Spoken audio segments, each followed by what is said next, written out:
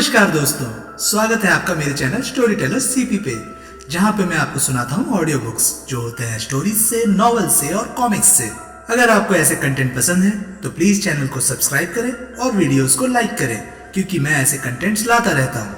तो चलिए दोस्तों, इसी नोट पे आज का वीडियो शुरू करते हैं, जिसमें मैं आपको सुनाने वाला हूँ हारजीत नॉवल का पार्ट 12। इसके बाकी के 11 पार्ट्स आपको ऊपर आई बटन के लिंक से मिल जाएंगे। तो दोस्तों, ज्यादा देरी ना करते हुए शुरू करते हैं हारजीत नॉवल का पार्ट 12। तब नहीं मरा होगा तो थोड़ी देर बाद मर गया होगा। साहब, बचने का तो कोई मतलब ही नहीं था। क्या पता उसके साथी उसे किसी डॉक्टर के पास ले गए हो। उसका एक ही साथी बचा था साहब, और वो भी हमारी तरह वहाँ अजनबी था। उस वक्त अभी दिन भी नहीं चढ़ा था। उस उजाड़ जगह में कोई टिंचर का फहा तक लगाने वाला आदमी तो ढूंढना मुमकिन नहीं था। नागवार से उसे बचाने वाला सर्जन तो जरूरी मिलता। तुम कहते हो कि घटनास्थल पर पुलिस भी पहुंच गई थी। जी हाँ, लेकिन हमारे सेफ निकल जाने के बाद। पुलिस को तो वहां से सोहल की लाश बरामद नहीं हुई थी। हुई होती तो ये बात अखबार में जरूर छपी होती।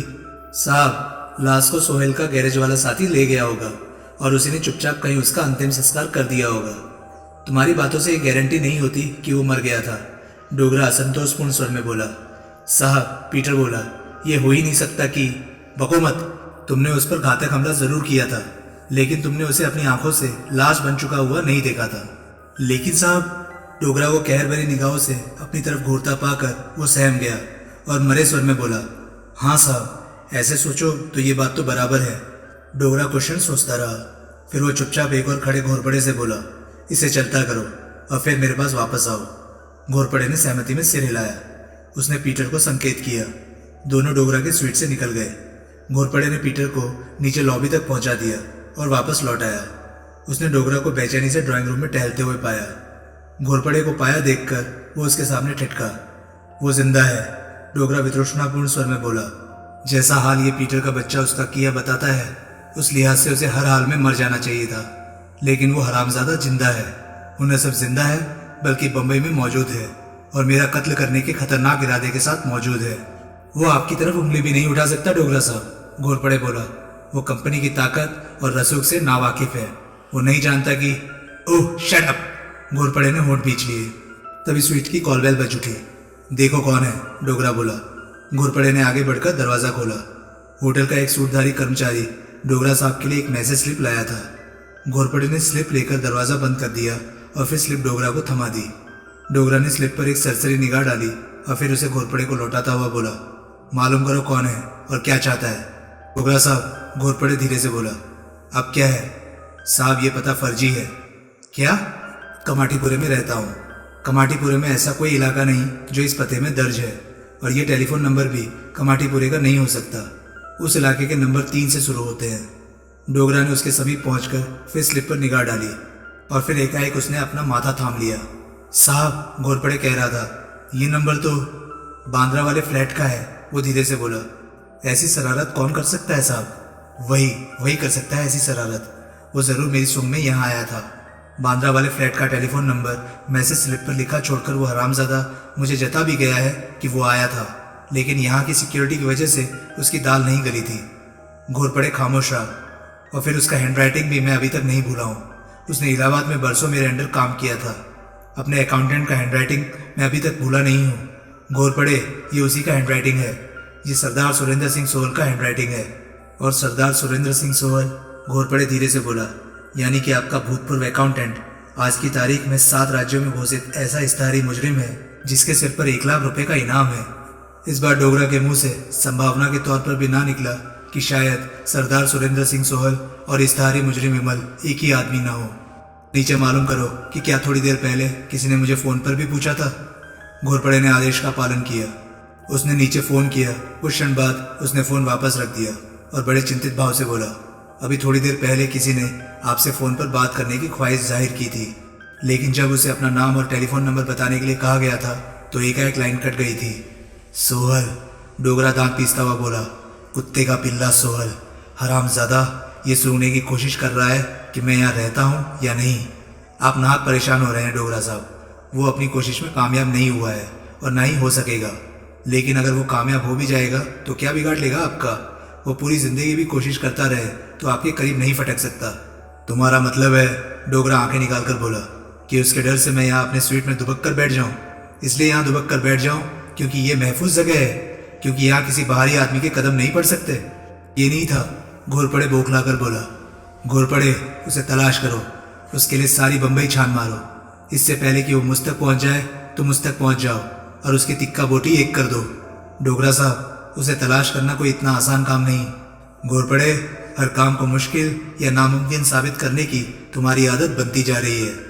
लेकिन साहब, इस पीटर के बच्चे को भी तलाश किया ही है ना तुमने। साहब, उसका कुछ तो अता पता मुझे मालूम था, इस आदमी के बारे में तो मुझे कुछ नहीं मालूम। जब तलाश शुरू करोगे तो मालूम हो जाएगा। और फिर बहुत आदमी चाहिए होते हैं साहब। पीटर की तलाश में तो मैंने भाड़े के टट्टू लगाए थे, क्योंकि तब किसी ने कुछ उल्टा सीधा बक पड़ने से कोई फर्क नहीं पड़ता था। लेकिन ये काम भरोसे के आदमी द्वारा करवाए जाने का है। अगर आप कंपनी के आदमियों का इंतजाम करके दे तो ठीक है, मैं इस बारे में ऊपर बात करूंगा। कंपनी के आदमियों की मदद का तुम्हारे लिए इंतजाम हो जाएगा। फिर मैं भी इस आदमी को ढूंढ निकालने में कोई कोशिश उठा नहीं रखूंगा। बहरहाल, और आदमियों का इंतजाम होने तक जो कुछ तुम कर सकते हो वो तो करो। वो तो मैं ज़रूर करूंगा। तुम भाई के भी टच में रहना। उसे भी मैंने इतना काफ़ी डरा धमका दिया है कि वो भी विमल की तलाश की भरपूर कोशिश कर रहा होगा। बेहतर। एक बात और। क्या साहब, अगर हम पुलिस को इस बात की टिप दे दें कि कुख्यात इश्तेहारी मुजरिम सरदार सुरेंद्र सिंह सोहल बम्बई में है, तो क्या हमें कोई फ़ायदा होगा? उल्टे नुकसान होगा साहब। घोरपड़े इंकार में सिर हिलाता हुआ बोला। पुलिस के पास पहुंची ऐसी खबर अखबार में छपे बिना नहीं रहती। अखबार में छपी ऐसी कोई खबर उसे सावधान कर देगी और फिर हमारा काम मुश्किल हो जाएगा। ठीक है, जाने दो फिर। उसके बाद अपने पीछे प्रत्यक्ष बहुत दिलेरी दिखाते, लेकिन मनी मन डरते हुए डोगरा को छोड़कर घोरपड़े वहां से विदा हो गया। वो नहीं जानता था कि डोगरा पहले ही मनी मन फैसला कर चुका था कि जब तक विमल का कोई तिया पांचा एक नहीं हो जाएगा तब तक वो कंपनी के हेडक्वार्टर की मुकम्मल गारंटी शुदा महफूजियत से बाहर कदम नहीं रखेगा। होटल की इमारत से बाहर निकला और लंबे डग भरता हुआ राहदारी में आगे बढ़ा। विमल सावधानी से उसके पीछे चलता रहा। पीटर होटल के कंपाउंड के फाटक से बाहर निकला और टैक्सी स्टैंड की तरफ बढ़ा। टैक्सी स्टैंड पर कई टैक्सियां मौजूद थी। टैक्सी ड्राइवर सब एक और एक तख्त पोस्ट पर बैठे थे। पीटर स्टैंड तक पहुंचा। उसके पीछे लगे विमल को ये बात अजीब लगी कि किसी भी टैक्सी ड्राइवर ने उठकर पीटर का वैसा स्वागत ना किया जैसा कि उसे टैक्सी की किसी संभावित सवारी का करना चाहिए था। फिर जल्दी ही विमल को टैक्सी वालों के उस अटपटे व्यवहार की वजह समझ में आ गई। पीटर खुद एक टैक्सी ड्राइवर था। वो तख्त पोस्ट पर बैठे ड्राइवर से काफी परे खड़ी एक टैक्सी के पास पहुंचा और उसकी ड्राइविंग सीट पर जा बैठा। विमल से तनिक नीचे झुकाए लपक कर उसके समीप पहुंचा। विमल और उसकी शानदार पोशाक फौरन तख्त पोस्ट पर बैठे ड्राइवरों के आकर्षण का केंद्र बन गई। साहब, एक ड्राइवर तख्त पोस्ट पर से उठता हुआ बोला, इधर आ जाइए, मेरा नंबर है। विमल ने जेब से रिवॉल्वर निकालकर पीटर की पसलियों से सटा दी और क्रोध स्वर में बोला, अगर यहीं मन नहीं जाना चाहते हो तो उन्हें कहो कि मैं सवारी नहीं तुम्हारा दोस्त हूँ। पीटर बुरी तरह हड़बड़ाया। विमल की सूरत वो तब भी ठीक से नहीं देख पाया, लेकिन रिवॉल्वर की अपनी पसलियों से गढ़ती नाल उसे बखूबी दिखाई दी। अरे ग्राहक नहीं, वो उस स्वर में बोला, अपनी सवारी है। अच्छा, तख्त पोस्ट से उठे ड्राइवर के मुंह से निकला। वो वापस तख्त पोस्ट पर बैठ गया और अपने साथियों से बातें करने में मशगूल हो गया। विमल उसके साथ टैक्सी में सवार हो गया। चलो, उसने आदेश दिया। कहाँ? पीटर के मुंह से निकला। पहले यहाँ से निकलकर मेन रोड पे पहुंचो। विमल से झुकाए झुकाए बोला। फिर कहाँ का भी जवाब मिल जाएगा। पीटर ने टैक्सी चलाई और मेन रोड पर पहुंचा। मैं एक मामूली ड्राइवर हूँ, पीटर कंपित स्वर में बोला। मेरे पास कुछ नहीं है। मुझे मालूम है, विमल सुस्त स्वर में बोला। मैं सच कह रहा हूँ, मेरे पास कुछ नहीं है। मैं बहुत गरीब आदमी हूँ। बर्फ काटने वाला सुआ तो होगा। विमल के स्वर में अपने आप व्यंग्य का पुट आ गया। उसके लिए तो रईस होना जरूरी नहीं होता। एक बार की पीटर के चेहरे पर कोई भावना है। फिर एकाएक वो बुरी तरह से चौंका। उसने जोर से टैक्सी को ब्रेक लगाए। खबरदार! विमल ने रिवॉल्वर का जोरदार प्रहार उसके घुटने पर किया और फिर उसके पहलू से सटा दिया। टैक्सी रोकी तो तुम्हारी सांस रुक जाएगी। पीटर ने फौरन ब्रेक से पांव हटा लिया। रफ्तार बढ़ाओ, विमल ने आदेश दिया। पीटर ने फौरन आदेश का पालन किया। टैक्सी तोप से छोटे गोले की तरह सड़क पर भाग निकली। कौन? पीटर हकलाता हुआ बोला। कौन हो तुम? मैं तुम्हारा रिश्तेदार हूँ, विमल मीठे स्वर में बोला। बहुत नजदीकी, मीत से ज्यादा नजदीकी। कौन? कौन सा नजदीकी रिश्तेदार? तुम्हारा बाप। विमल का मीठा स्वर एकाएक कहर में बदल गया, क्योंकि इससे ज्यादा नजदीकी रिश्ता तो तुम्हारा अपनी माँ से ही हो सकता है। पीटर ने जोर से थूक निकली। अपना नाम बोलो, विमल ने आदेश दिया। पीटर, पीटर बोला। पीटर परेरा। तुम कौन हो? अच्छे बच्चों को अपने बाप का नाम मालूम होता है। सिर्फ हराम की औलाद को उनकी माएँ उनके बाप का नाम बताने से परहेज करती हैं। पीटर ने अपने एकाएक सूखाए होठों पर जुबान फेरी। विमल के आदेश से टैक्सी ड्राइव करता हुआ वो उसे वर्सोवा बीच तक ले गया। वहाँ एक सुनसान जगह पर उसने टैक्सी रुकवाई। डोम लाइट जलाओ, उसने आदेश दिया। तुरंत आदेश का पालन हुआ। टैक्सी के भीतर उजाला हो गया। मेरी तरफ घूमो। वो घूमा। विमल ने रिवॉल्वर की नाल को उसके पहलू के पास से हटाकर उसकी छाती पर ऐन दिल के ऊपर टिका दिया। फिर वो उसकी तरफ घूमा और अपना चेहरा रोशनी की दिशा में तनिक ऊंचा उठाता हुआ बोला, अब पहचानो अपने बाप को। तब पीटर ने पहली बार ठीक से विमल की सूरत देखी। तुरंत उसके चेहरे पर ऐसे भाव आए जैसे उसका हार्ट फेल हो जाने वाला हो। उसका निचला जबड़ा लटक गया। चेहरे की रंगत एकाएक कागज की तरह सफ़ेद हो गई और आंखें कटोरियों से बाहर उबल पड़ी। तुम्हारे जुबान खोलने की जरूरत नहीं, विमल विष भरे स्वर में बोला। तुम्हारी सूरत से ही जाहिर हो रहा है कि तुमने अपनी माँ के बेशुमार यारों में से उस शख्स को पहचान लिया है जो कि तुम्हारा बाप है। उसके मुंह से बोल ना फूटा। तुम्हारा जोड़ीदार कहाँ गया? चार्ली? वही। वो राजनगर से तो मेरे साथ ही निकला था, लेकिन बंबई में मेरे साथ नहीं आया था। कहाँ गया वो? मुझे नहीं मालूम।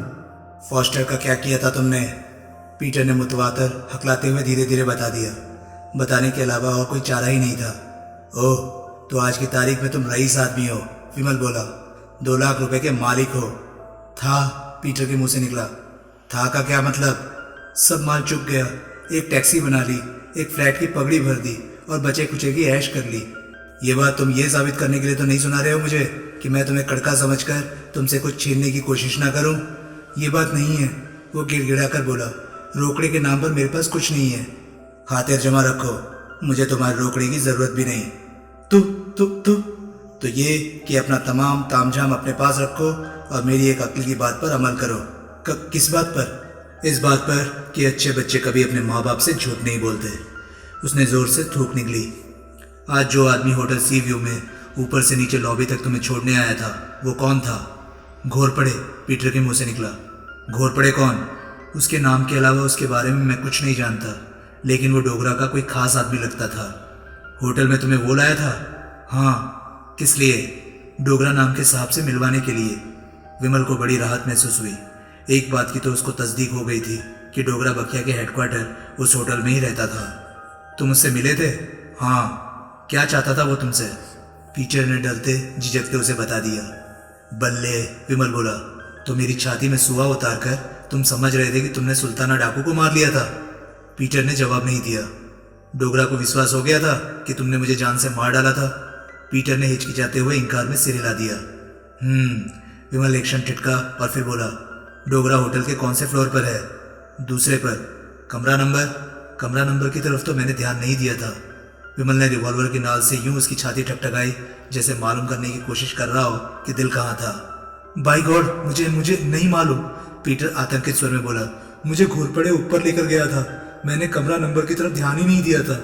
इस बात की तरफ तो ध्यान दिया होगा कि कमरा होटल के बाएं विंग में था या दाएं विंग में? दाएं विंग में। शाबाश। अब अंदाजन बताओ कि कमरा विंग में कहाँ था? किनारे पर? बीच में? कहाँ? किनारे पर नहीं, लेकिन बीच में भी नहीं। गलियारा बहुत लंबा था, लेकिन फिर भी जहाँ तक मेरा अंदाजा है मैं बीच तक नहीं पहुँचा था। विमल को वो सच बोलता लगा, लेकिन इतनी जानकारी भी विमल के लिए कम नहीं थी। टैक्सी की हेडलाइट पीटर ने टैक्सी रोकते ही ऑफ कर दी थी। विमल ने हाथ बढ़ाकर हेडलाइट का स्विच दोबारा ऑन कर दिया। उसने सामने बीच के प्रकाशित होटे बाग पर निगाह डाली। थोड़ी दूर पर एक पेड़ के नीचे बियर की एक खाली बोतल लुढ़की पड़ी थी। उस सामने पेड़ के नीचे पड़ी वो बियर की बोतल देख रहे हो? विमल बड़े सहज भाव से बोला। पीटर ने एक सरसरी निगाह उधर डाली और फिर बोला, हाँ। उसे उठाकर लाओ। क्यों? मुझे जरूरत है उस बोतल की।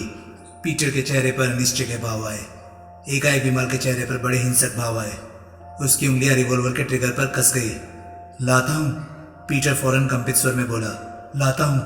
वो टैक्सी से बाहर निकला और मन के कदम उठाता हुआ बोतल की तरफ बढ़ा। विमल स्टीयरिंग के पीछे उसके द्वारा खाली किए गए स्थान पर सरक गया। टैक्सी का उस ओर का दरवाजा उसने खुला रहने दिया। पीटर बोतल तक पहुंचा। झिझकते हुए उसने बोतल उठाई। उसने घूमकर वापस टैक्सी की तरफ देखा। विमल को बड़े निर्विकार भाव से टैक्सी में बैठा देखकर वो आश्वस्त हो गया। जातिवार के मुकाबले में वो ज़्यादा दिलेरी से, ज़्यादा मजबूती से कदम रखता हुआ वापस लौटा।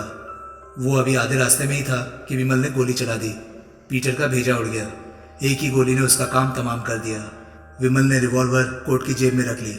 टैक्सी की डोम लाइट बुझाई, उसका इंजन चालू किया। उसे रेतीली जमीन पर यू टर्न दिया और वापस लौट पड़ा। नीलम विमल से 2-2.5 घंटे बाद जब तक वापस होटल में लौटी तब तक शाम हो चुकी थी।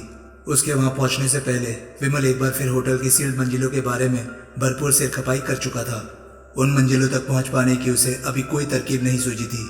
उसने होटल से बाहर उसके आसपास के इलाके का भी मुआयना किया था। होटल के दाएं पहलू में एक इमारत बन रही थी जो कि लगता था कि होटल जितनी ही ऊंची जाने वाली थी, लेकिन अभी तक वो केवल 5 ही मंजिलों तक उठी थी। उन मंजिलों में अभी तक केवल फ्लोर ही पड़े थे, कोई खिड़कियां दरवाजे नहीं लगे थे।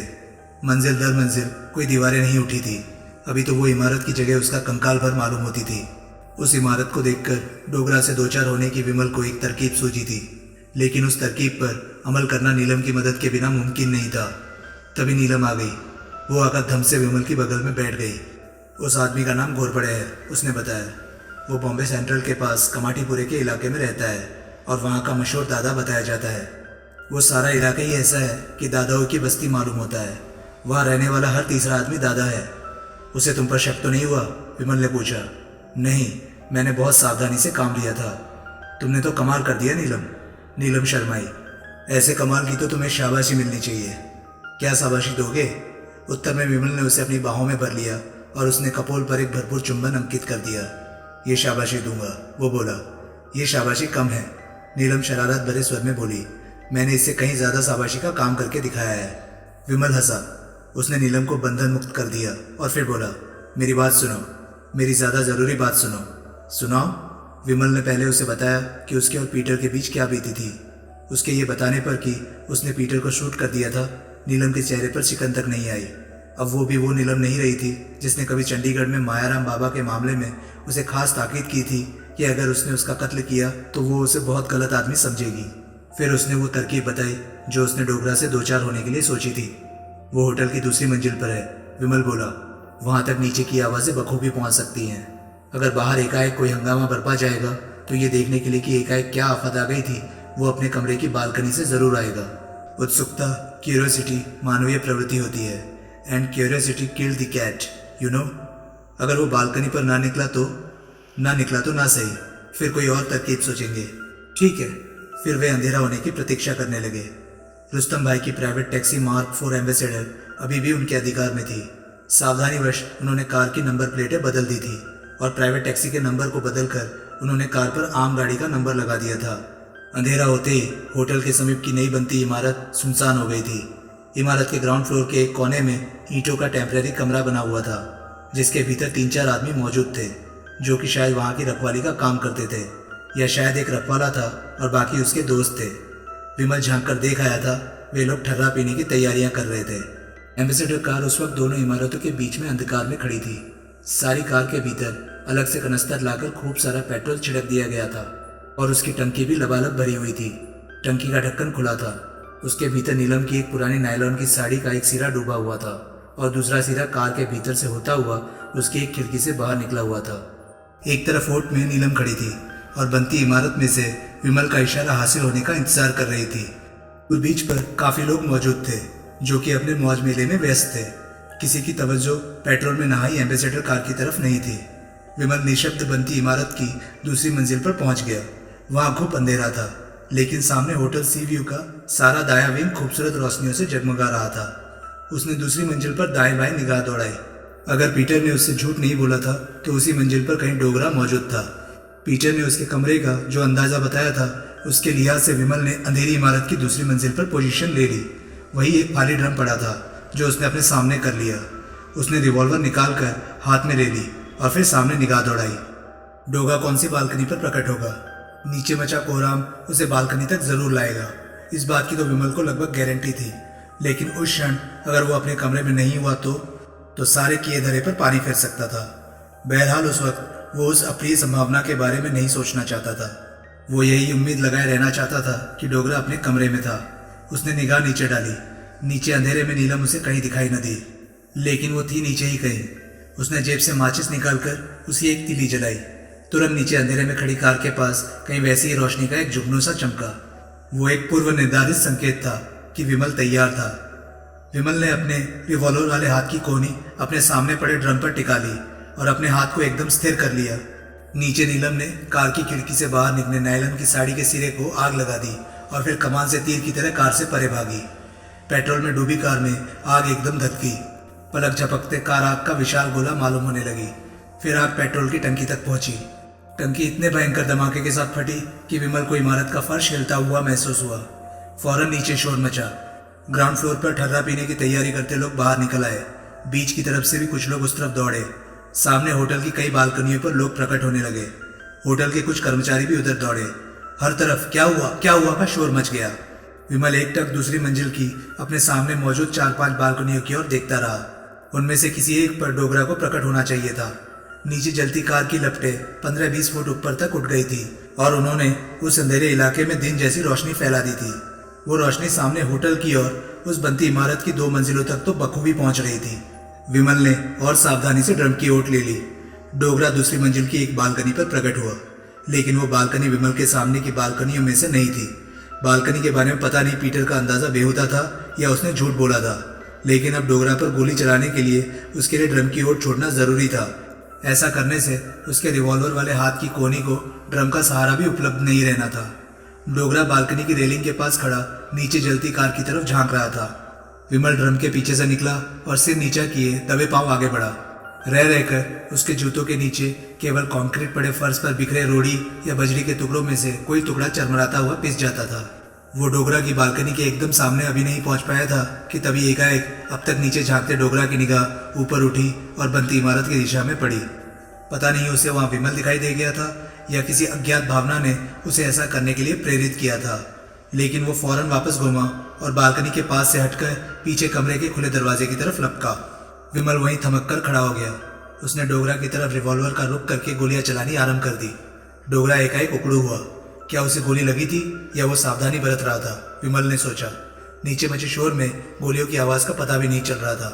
विमल ने सारी रिवॉल्वर डोगरा की बालकनी पर खाली कर दी। डोगरा पेट के बल रेंगता हुआ दरवाजे से पार हुआ और फिर उसके पीछे दरवाजा बंद हो गया। निराशा से गर्दन हिलाते हुए विमल ने रिवॉल्वर पतलून की बेल्ट में खोसी और नीचे भागा।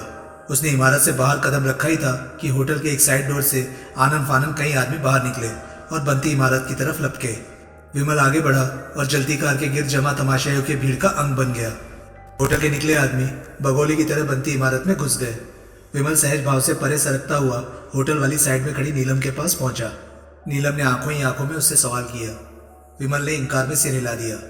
नीलम के मुंह से बड़ी निराशा सचोक ओह निकली। विमल ने बनती इमारत की तरफ निगाह डाली। होटल से आए आदमी बनती इमारत की मंजिलों पर फैल चुके थे। वे निश्चय ही होटल पर गोलियां चलाने वाले आदमी की तलाश में थे। विमल ने हौले से नीलम की बांह थामी और होटल के मुख्य द्वार की ओर बढ़ चला।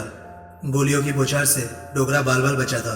उस अप्रत्याशित आक्रमण ने उसे हिलाकर रख दिया था। उसने सपने में भी नहीं सोचा था कि कभी काले पहाड़ के हेडक्वार्टर पर ऐसा साहसिक आक्रमण हो सकता था। बेडरूम में पहुंचते ही उसने तुरंत नीचे फोन किया और काले पहाड़ के प्यादों के इंचार्ज को बताया कि क्या हुआ था और उसे सामने बनती इमारत का चप्पा चप्पा छान डालने का आदेश दिया। फिर वो पलंग पर बैठ गया। उसने अपने दोनों हाथों से अपना सिर थाम लिया। उसकी कनपट्टियों में लोहार की ठकठक की तरह खून बज रहा था। ठकठक उसे अपने जहन में बसते नाम को ताल देती मालूम हो रही थी। सोहल विमल, सोहल विमल, सोहल विमल। कितनी देर वो यूं ही सर थामे बैठा रहा। फिर उसकी निगाह अपने आप ही पलंग के समीप पड़ी मेज पर रखी वेट 69 की बोतल की तरफ उठ गई। उसने बोतल की तरफ हाथ बढ़ाया। हाथ बोतल के समीप पहुंचकर ठिठका। उसके चेहरे पर हिचकिचाहट के भाव उभरे। फिर बड़े निर्णयात्मक ढंग से उसने बोतल की तरफ बड़े हाथ से बोतल के पास ही पड़े 2 टेलीफोन में से एक टेलीफोन का रिसीवर उठा लिया। उसने कांपते हाथों से होटल का ही एक नंबर डायल किया। डोगरा बोल रहा हूँ। दूसरी ओर से उत्तर मिलते ही वो व्यग्र भाव से बोला, मैं सुलेमान साहब से अपॉइंटमेंट चाहता हूँ। सुलेमान, मोहम्मद सुलेमान काले पहाड़ की बादशाहत में उससे 2 सीढ़ियाँ ऊपर था। डोगरा की सीधी पहुंच अपने से 2 सीढ़ियाँ ऊपर ही थी। उससे ऊपर सीधे पहुंचने का उसे अधिकार नहीं था। उससे ऊपर वो तभी पहुंच सकता था जब सुलेमान ऐसा जरूरी समझता। कब की? उससे पूछा गया। अभी की, डोगरा बोला। आज की तो हर हालत में, काम इंतहाई जरूरी है। स्टैंड बाय, उसे कहा गया। आपको खबर की जाएगी। डोगरा ने टेलीफोन का रिसीवर रख दिया। फोन रखते ही उसे अपनी कमजोरी पर पछतावा होने लगा। जब वो सुलेमान को यह बताएगा कि वो एक इकलौते आदमी से दहशत खाए हुए था तो उसकी नाक नहीं कट जाएगी। सुलेमान उसकी हंसी नहीं उड़ाएगा। लेकिन सुलेमान से उसका बहुत पुराना वास्ता था। वो डोगरा की दुश्वारी समझ सकता था। फिर भी उसने सुलेमान के सामने अपनी कमतरी तो कबूल करानी होगी। उसके जहन में इस बारे में शक की रत्ती भर भी गुंजाइश नहीं थी कि उस पर गोलियां बरसाने वाला आदमी उसका इलाहाबाद का मातहत सोहल था। लेकिन वो मरियल सा आदमी एकाएक इतना हौसलामंद कैसे हो गया, चींटी शेर कैसे हो गई? उसका हाथ फिर विस्की की बोतल की तरफ बढ़ा और फिर रास्ते में ही ठिठक गया। सुलेमान पक्का मुसलमान था, वो शराब नहीं पीता था। उसके मुंह से शराब की गंध आती पाकर वो उस पर खफा हो सकता था। 10 मिनट गुजर गए। अब डोगरा का जी चाहने लगा कि वो सुलेमान से अपनी अपॉइंटमेंट की दरखास्त कैंसिल कर दे। खामखा अपनी हंसी उड़वाने का क्या फायदा? लेकिन सुलेमान हमेशा उसके लिए अच्छा आदमी साबित हुआ था। उसने संकट की घड़ी में हमेशा उसकी मदद की थी। इलाहाबाद के 50,000 के घोटाले को कवर करने में तभी टेलीफोन की घंटी बज उठी। डोगरा ने झपट कर रिसीवर उठाया। आप सुलेमान साहब से अपॉइंटमेंट कंपनी से ताल्लुक रखते किसी काम की बाबत चाहते हैं? नहीं, डोगरा कठिन स्वर में बोला। वो मेरा एक जाति मामला है जो कंपनी के लिए भी प्रॉब्लम बन। Please stand by. Line cut गई। डोगरा ने फिर माथा थाम लिया और प्रतीक्षा करने लगा। उसका दिमाग यही कह रहा था कि वो खामखा डर रहा था, लेकिन उसका दिल उसके दिमाग से इत्तेफाक जाहिर करने को तैयार नहीं हो रहा था। 5 मिनट बाद फिर टेलीफोन की घंटी बजी। 10 मिनट बाद सुलेमान साहब की स्वीट में पहुंच जाइए, उसे कहा गया। Thank you. लाइन फिर कट गई। ठीक 10 मिनट बाद डोगरा बड़े अदब से तीसरी मंजिल के एक दरवाजे की कॉल बेल बजा रहा था। उसे मालूम था उस मंजिल के सारे स्विच 4 कमरों के थे। दरवाजा एक खूबसूरत लड़की ने खोला। कोई और वक्त होता तो इतनी शानदार लड़की को देखकर डोगरा की लार टपकने लगती और वो ईर्ष्या से जल मरता कि कंपनी के उससे ऊपर के लोगों को कंपनी की तरफ से इतना शानदार माल हासिल था, जबकि उसे ऐसी चीजें मिसेस पिंटो के वैश्यालय से खरीदनी पड़ती थी। लेकिन उस वक्त उसके दिल दिमाग पर विमल की ऐसी दहशत सवार थी कि उसने लड़की को लड़की की निगाह से ही देखा, फौरन हजम कर जाने लायक किसी रसीली चीज की तरह नहीं देखा। डोगरा, वो बोला, सुलेमान साहब से मेरी अपॉइंटमेंट है। लड़की ने सहमति में सिर हिलाया। वो दरवाजे से परे हट गई। डोगरा भीतर दाखिल हुआ। उसने देखा सुलेमान की स्वीट का ड्राइंग रूम उसके स्वीट के ड्राइंग रूम से तिगुना नहीं तो दोगुना तो हर हाल में बड़ा था। लड़की ने एक सोफे की तरफ इशारा कर दिया। डोगरा बैठ गया। सुलेमान साहब 1 मिनट में आते हैं, वो बोली। डोगरा ने सहमति में सिर हिलाया। लड़की मदमाती चाल चलती हुई पिछवाड़े के एक दरवाजे तक पहुंची और उसे खोलकर भीतर दाखिल हो गई। अपने पीछे उसने फौरन दरवाजा बंद कर लिया। डोगरा ने विशाल ड्राइंग रूम में चारों तरफ निगाह दौड़ाई। कितना शानदार ड्राइंग रूम था। उसका ड्राइंग तो उसके मुकाबले में कुछ नहीं था, लेकिन एक दिन उसकी भी तरक्की हो सकती थी। एक दिन वो भी तीसरी मंजिल के 4 कमरों वाले वैसे विशाल स्वीट का और वैसी ही शानदार लड़की का हकदार हो सकता था। लेकिन पहले वो विमल का बच्चा तो उसका पीछा छोड़े। उसने बेचैनी से घड़ी पर दृष्टिपात किया। 5 मिनट गुजर चुके थे, लेकिन सुलेमान का 1 मिनट अभी नहीं हुआ था। उसकी निगाह उस बंद दरवाजे की तरफ उठ गई जिसके पीछे वो लड़की गायब हुई थी। क्या हो रहा होगा उस दरवाजे के पीछे? कमबख्त जरूर ऐश लूट रहा होगा उस लड़की के साथ। कोई बात नहीं, वो वितृष्णापूर्ण भाव से होठों में बुदबुदाया। किसी दिन वो भी यूं भीतर किसी ऐसी शानदार लड़की के साथ ऐश लूट रहा होगा और उस जैसा कोई आदमी बाहर उसके इंतजार में बैठा एड़िया रगड़ रहा होगा। सुलेमान 15 मिनट बाद वहां प्रकट हुआ। वो एक लगभग 55 साल का असाधारण रूप से अच्छी तंदुरुस्ती वाला लंबा तगड़ा आदमी था। अपने जिस्म पर केवल ड्रेसिंग गाउन पहने हुए था। उसकी नंगी गर्दन पर एक स्थान पर एक जोड़ी होठों के आकार का लिपस्टिक का दाग दिखाई दे रहा था। वो उस दाग से बेखबर था, लेकिन अपने स्वागत में सोफे पर से उठ खड़े हुए डोगरा के जब वो करीब पहुंचा तो उसने देखा कि लिपस्टिक की रंगत वही थी जो लड़की के होठों पर लगी लिपस्टिक की थी। यानी कि उसका ख्याल सही था। कमबख्त उसे बाहर सूखने डालकर खुद भीतर बैठा मौज मार रहा था। उसकी मौज इंतजार नहीं कर सकती थी। उससे केवल 2 सीढ़ी नीचे का कंपनी का एक आदमी इंतजार कर सकता था। सुलेमान ने उससे हाथ मिलाया। बैठो, वो बोला। डोगरा बैठ गया। सुलेमान उसके सामने बैठ गया। बैठने की उस क्रिया में उसके गाउन का ग्रहबान तनिक खुल गया। डोगरा को उसकी गर्दन पर मौजूद लिपस्टिक के दाग जैसा ही दाग उसकी छाती पर भी दिखाई दिया। तुम कह रहे थे कि तुम्हारा कोई जाती मामला है जो तुम मुझसे डिस्कस करना चाहते हो, सुलेमान बोला। जी हाँ, डोगरा कठिन स्वर में बोला।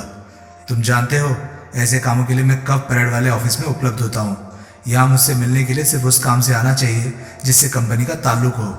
मैं जानता हूँ, डोगरा बड़े अदब से बोला, लेकिन मेरे जाती मामले से आगे चलकर कंपनी का भी ताल्लुक निकल सकता है। ये बात? जी हाँ। मामला क्या है? आदमी है। मैं उसे मर गया समझ रहा था, लेकिन वो जिंदा निकल आया है और अब वो मेरे पीछे पड़ा हुआ है। एक आदमी? एक इकलौता आदमी? जी हाँ। तुम ये कहना चाहते हो कि कंपनी के इतने ऊंचे ओहदे पर पहुंच चुके होने के बावजूद तुम्हारे में इतनी कुव्वत पैदा नहीं हुई कि तुम एक इकलौते आदमी को हैंडल कर सको? ये बात नहीं है, डोगरा हड़बड़ाकर बोला। तो फिर क्या बात है? मैं उसे बखूबी हैंडल कर सकता हूँ। तो फिर समस्या क्या है? मैं उसे तलाश नहीं कर सकता कि वो शहर में कहाँ है, लेकिन उसका पता मालूम कर सकने के लिए मुझे मदद दरकार है। मुझे कंपनी के आदमियों की ज़रूरत है। अगर उस आदमी का पता ठिकाना तुम्हें मालूम हो जाए तो तुम उसे खुद हैंडल कर लोगे? जी हाँ। तुम्हें कैसे मालूम है कि कोई आदमी तुम्हारे पीछे पड़ा हुआ है? मुझे खबर मिली है। मेरा अता पता जानने की कोशिश में वो मुझसे ताल्लुक़ रखते लोगों पर हाथ डाल रहा है। मेरी फिराक में वो यहाँ भी आ चुका है, लेकिन यहाँ उसकी दाल नहीं गली थी। अभी थोड़ी देर पहले उसने मुझ पर गोलियां बरसाकर मेरा कत्ल करने की कोशिश की थी। क्या? सुलेमान चौंका। किसी की इतनी मजाल हुई कि उसने कंपनी के होटल पर गोलियां बरसाई? डोगरा का मन फिर वितृष्णा से भर उठा। कमबख्त को इस बात की परवाह नहीं थी कि गोलियां कंपनी के एक महत्वपूर्ण आदमी पर बरसी थी। उसे इस बात की परवाह थी कि गोलियां कंपनी के हेडक्वार्टर पर बरसी थी। जी हाँ, प्रत्यक्ष वो बोला। ऐसी नौबत क्यों कर आई? उस आदमी को किसी तरह से मालूम हो गया लगता है कि मैं होटल में हूँ और होटल की दूसरी मंजिल पर हूँ। उसने जानबूझकर बाहर एक कार को आग लगा दी, जिसकी वजह से बाहर बम फूटने जैसा धमाका हुआ और खूब शोर शराबा हुआ। उत्सुकतावश मैं भी बाहर झांकने के लिए बालकनी पर आ गया। उसने सामने बनती इमारत से फौरन मुझ पर गोलियां बरसानी शुरू कर दी। मैं बाल बाल बचा। डोगरा, सुलेमान तिरस्कारपूर्ण स्वर में बोला, तुम्हें मालूम था कि वो आदमी तुम्हारी जान के पीछे पड़ा हुआ था, फिर भी तुम उसके इतने मामूली झांसे में आ गए? सुलेमान साहब, डोगरा आध भाव से बोला, मेरी निगाह में उसे ये मालूम हो पाना मुमकिन नहीं था कि मैं यहाँ होटल में रहता था, और अगर रहता था तो होटल में कहाँ रहता था। लेकिन उसे मालूम था। लगता है कमरा नहीं मालूम था, लेकिन फ्लोर मालूम था, विंग मालूम था। कैसे मालूम था? यही तो समझ में नहीं आ रहा। समझने की कोशिश करो। किले की महफूजियत बरकरार रखने का यही तरीका होता है कि जिस दीवार में छेद दिखाई दे उसकी तरफ फौरन तवज्जो दी जाए, और उससे पहले कि वो छेद बड़ा होता होता पूरी दीवार को गायब कर दे, उस छेद को बंद किया जाए और दीवार को मजबूत किया जाए। मैं यही करूँगा। अच्छा, करोगे? अब बोलो, वो आदमी क्या चीज़ है? उसकी हस्ती क्या है? उसकी बिसात क्या है? डोगरा ने बताया। सुलेमान के नेत्र फैल गए। उसने हैरानी से डोगरा को देखा। डोगरा उसकी खुर्दबीन जैसी निगाह के नीचे सिकुड़ कर रह गया। डोगरा, वो बोला, तुम ये कहना चाहते हो कि सरदार सुरेंद्र सिंह सोहल तुम्हारी जान के पीछे पड़ा हुआ है? जी हाँ, डोगरा हकलाया। जी हाँ। तुम इतने खतरनाक डकैत को, इतने मशहूर इश्तिहारी मुजरिम को, इतने दुर्दांत हत्यारे को एक मामूली आदमी करार दे रहे हो? सुलेमान साहब, जरूर कहीं कोई गड़बड़ है। वो खतरनाक इश्तिहारी मुजरिम और मेरे पीछे पड़ा आदमी एक ही शख्स नहीं हो सकते। मेरा दुश्मन सोहल ही खतरनाक इश्तिहारी मुजरिम विमल होता तो मेरी जान का दुश्मन बनने का ख्याल उसे इतने सालों बाद ना आता। वो ओ नॉनसेंस, सुलेमान मुंह बिगाड़ कर बोला। ये तुम हकीकत बयान नहीं कर रहे हो डोगरा, अपने दिल को झूठी तसल्ली दे रहे हो। डोगरा ने बेचैनी से पहलू बदला। सुलेमान ने उसकी मानसिक स्थिति को एकदम ठीक पहचाना था। तुमने क्या किया था? सुलेमान ने पूछा। जी, डोगरा हड़बड़ा कर बोला, उस आदमी के खिलाफ तुमने ऐसा क्या किया था जिसकी वजह से वो आज तुमसे बदला लेने के लिए उधार खाए बैठा है? डोगरा ने बहुत झिझकते हिचकिचाते हुए बताया। ओह, उसकी इलाहाबाद की कहानी सुनकर सुलेमान के स्वर में फिर तिरस्कार का भाव आ गया। तो तुम्हारी अपने मातहत की बीवी से आशनाई थी। दुनिया जहान की हासिल औरतों को छोड़कर तुमने एक शादीशुदा औरत पर हाथ डाला। न सिर्फ हाथ डाला, बल्कि इतनी लापरवाही और हिमाकत भी दिखाई कि रंगे हाथों पकड़े गए। डोगरा का चेहरा शर्म और अपमान से जल उठा। अब वो औरत कहाँ है? बड़ी कठिनाई से डोगरा ने सुरजीत का अंजाम भी बयान किया। डोगरा, मुझे किश्तों में कहानी मत सुनाओ। खुदा के वास्ते जो कुछ कहना है एक ही बार में कहो। अब और कुछ कहना बाकी नहीं सुलेमान साहब, डोगरा विनीत भाव से बोला। सुलेमान सोफे पर पसर कर बैठ गया। उसने अपनी एक कोहनी सोफे के हत्थे पर टिका ली और उसी हाथ की एक उंगली से कनपट्टी पर ठकठकाने लगा। डोगरा बड़े अदब से खामोश बैठा रहा और सुलेमान की हुंकारें सुनता रहा। इस औरत को हुंकारों के बीच में सुलेमान ने पूछा, सोहल की बीवी को मालूम था कि तुम यहाँ रहते हो? जी नहीं, डोगरा फौरन बोला। उसे तो ये भी नहीं मालूम था कि मैं बम्बई में था या काले पानी में। यानी कि सोहल को तुम्हारा यहाँ का पता अपनी बीवी से मालूम हुआ हो, ये नहीं हो सकता। जी हाँ। सुलेमान कनपट्टी ठकठकाता, हुंकारे भरता, फिर सोच में डूब गया। बुरा। अंत में सुलेमान बेहद गंभीर स्वर में बोला, इलाहाबाद में एरिक जॉनसन के मैनेजर के तौर पर कंपनी के निज़ाम में तुम्हारी हैसियत बहुत मामूली थी। तब से आज तक तुम बहुत तरक्की कर चुके हो। इतनी तरक्की कर चुके हो कि बकिया साहब की निगाह में हेडक्वार्टर की सुरक्षा के हकदार बन चुके हो। लेकिन इलाहाबाद की अपनी मैनेजरी के दौरान जो हरकत तुमने की थी, अगर उसे मैंने ऊपर वालों से छुपा कर ना रखा होता तो कंपनी में न सिर्फ तुम्हारा कैरियर खत्म हो गया होता, जरूर तुम्हें कोई मुनासिब सजा भी मिलती। कंपनी को धोखा देने के अंजाम से तुम तब भी नावाकिफ नहीं थे। मैं आपका शुक्रगुजार हूँ सुलेमान साहब। डोगरा लगभग गिड़गिड़ा पड़ा। कि उस दुश्वारी की घड़ी में आपने मेरी रक्षा की थी। तुमने कंपनी के पैसे में से 50,000 रुपए की रकम का घोटाला किया था। सुलेमान यूं कहता रहा जैसे उसने डोगरा की बात सुनी ही नहीं थी, जो कि तुम्हारी खुशकिस्मती थी कि सिर्फ मेरी निगाहों में आया था। उस रकम को वापस कंपनी में जमा करा देने की मैंने तुम्हें 1 हफ्ते की मोहलत तो दी थी। तुमने 1 हफ्ते से पहले ही वो रकम जमा करा दी थी। अपनी उस वक्त की मामूली हैसियत में और उस वक्त के सस्ते जमाने में तुम्हारे लिए 50,000 की रकम मामूली नहीं थी। होती तो तुमने या तो घोटाला किया ही ना होता और या उसकी पोल खुल जाने से पहले रकम वापस जमा कर दी होती। लेकिन तुमने 50,000 रुपए की रकम खुद मेरे हाथों में रखी थी और अपनी गुनाह बख्शी करवाई थी। उस वक्त मैंने तुमसे ये नहीं पूछा था कि उस रकम का इंतजाम तुम कैसे कर पाए थे। ना ही तब मुझे ये सूझा था कि वो वही रकम थी जिसकी एवज में तुम्हारा वो सरदार अकाउंटेंट 2 साल की सजा पा गया था। तब तुमने सिर्फ ये खबर ऊपर भिजवाई थी कि कंपनी के एक कर्मचारी ने 50,000 रुपए का गबन कर लिया था, जिसकी एवज में उसे 2 साल की सजा हो गई थी। इतनी दूर बंबई में बैठे हम ये नहीं जान सकते थे कि उस गबन के साथ तुम्हारी उस सरदार की बीवी से आशनाई की कहानी भी जुड़ी हुई थी, और ये कि तुमने गरीब मार की थी। तुमने अपने जाति फायदे के लिए एक बेगुनाह आदमी को जेल भिजवाया था। जब वही आदमी तुम्हारी मौत का परकाला बना हुआ है तो तुम्हारा दिल ये कबूल नहीं करना चाहता कि वो वही आदमी है। लेकिन डोगरा, तुम हकीकत को झुटला नहीं सकते। तुम इस हकीकत को भी नहीं झुटला सकते कि तुम मुझसे डरे हुए हो, वरना तुम ये मदद के लिए मेरे पास ना आए होते। तो दोस्तों, ये था हार जीत नोवेल का पार्ट 12। आपको ये कहानी कैसी लग रही है? प्लीज कमेंट सेक्शन में अपनी राय मुझे जरूर बताएं। और हाँ, अगर आपको मेरे वीडियोस पसंद आ रहे हैं तो प्लीज उन्हें लाइक करें और चैनल को सब्सक्राइब करें। मैं आप लोगों के लिए ऐसे वीडियोस लाता रहता हूँ। तो चलिए दोस्तों, मैं मिलता हूँ आपसे अब अगली वीडियो में। तब तक के लिए गुड बाय, नमस्कार। सेफ रहिए, खुश रहिए, मजे करिए।